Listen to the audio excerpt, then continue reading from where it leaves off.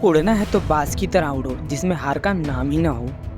हिंदी में एक कहावत है कि बाज के बच्चे कभी मुंडेरों पर नहीं उड़ते। बाज, जिसे हम ईगल या शाहीन भी कहते हैं, जिस उम्र में दूसरे पक्षियों के बच्चे चहचहाना सीखते हैं, उसी उम्र में एक मादा बाज अपने बच्चे को पंजे में पकड़कर सबसे ऊंचाई तक ले जाती है। पक्षियों की दुनिया में इतनी सख्त और कठिन ट्रेनिंग नहीं होती। मादा बाज अपने बच्चे को लगभग 12 किलोमीटर की ऊंचाई तक ले जाती है। इस ऊंचाई पर हवाई जहाज उड़ते हैं और मादा बाज को इस दूरी को तय करने में 7 से 9 मिनट का समय लगता है। वहीं से उस छोटे बाज की कठिन परीक्षा शुरू होती है। अब उसे यह सिखाया जाएगा कि क्यों उसका जन्म हुआ है, उसकी दुनिया क्या है, उसकी ऊंचाई क्या है, उसका लक्ष्य बहुत ऊंचा है। और फिर मादा बाज उसे अपने पंजों से छोड़ देती है। धरती की ओर आते समय पहले 2 किलोमीटर तक उस बच्चे को समझ नहीं आता कि उसके साथ क्या हो रहा है। 7 किलोमीटर पर उसके पंख खुलने लगते हैं और लगभग 9 किलोमीटर की ऊंचाई पर उसके पंख पूरी तरह से खुल जाते हैं। यह उसकी ज़िंदगी का पहला चरण है जब वह अपने पंख को फड़फड़ाता है। अब वह धरती से लगभग 3000 मीटर की दूरी पर है, लेकिन उसे अभी भी उड़ना नहीं आता है। जैसे ही वह धरती के करीब आता है, उसे अपना इलाका दिखाई देने लगता है।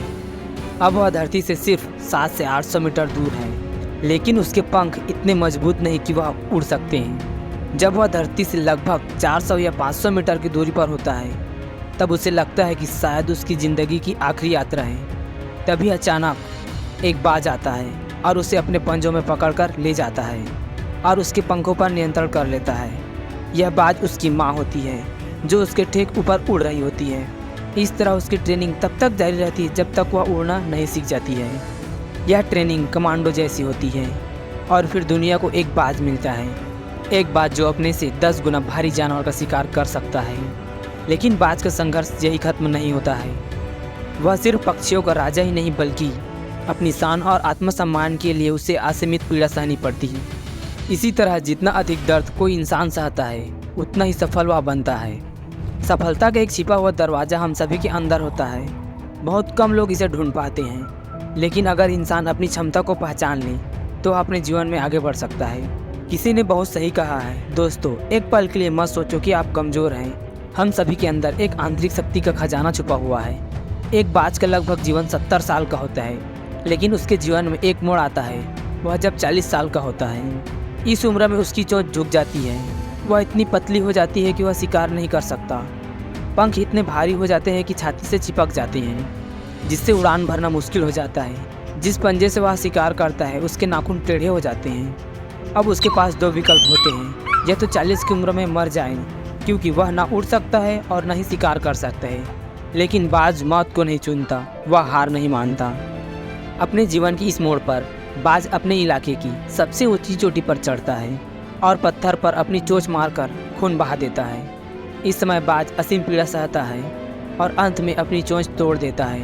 वह अपने नाखूनों को पत्थर पर रगड़ कर तोड़ देता है और अंत में बाज को उसकी पीड़ा का और तपस्या का परिणाम मिलता है। उसे फिर से एक नई चोंच और अच्छे नाखूनों का वरदान मिलता है। कहानी यहाँ खत्म नहीं होती। अब उसकी पंखों की बारी आती है। अपनी नई चोंच से बाज अपने पंखों को चीरकर अपने शरीर से अलग कर देता है। वह इतना पीड़ा सहता है कि अगर कोई और जीव होता तो शायद मर जाता, लेकिन वह इतनी पीड़ा सहन नहीं कर पाता। लेकिन फिर भी बाज यह सब सहता है और लगभग 6 महीने के बाद उसके नए पंखों के रूप में एक नई ज़िंदगी मिलती है और वह बाकी की ज़िंदगी उसी शान के साथ जीता है।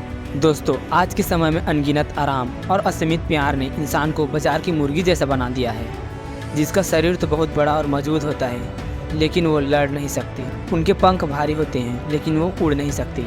इसलिए कहा जाता है कि गमले के पौधे और ज़मीन के पौधे में बहुत फ़र्क होता है। और अंत में मैं यह कहूँगा, दोस्तों, रुक कर पछताना कि क्यों रुक गया, या चलते रहना और खुद को अपनी शान से देखने का एक और मौका देना। मुझे उम्मीद है कि आपने बाज के जीवन से कुछ सीखा होगा। अगर हाँ, तो कृपया वीडियो को साझा करें और चैनल पर नए आए हैं तो वीडियो को लाइक और चैनल को सब्सक्राइब कर लें, ताकि ऐसी मोटिवेशन स्टोरी आप तक सबसे पहले पहुँचे। मैं आपसे मिलूँगा अगले वीडियो में। तब तक के लिए जय हिंद, जय भारत।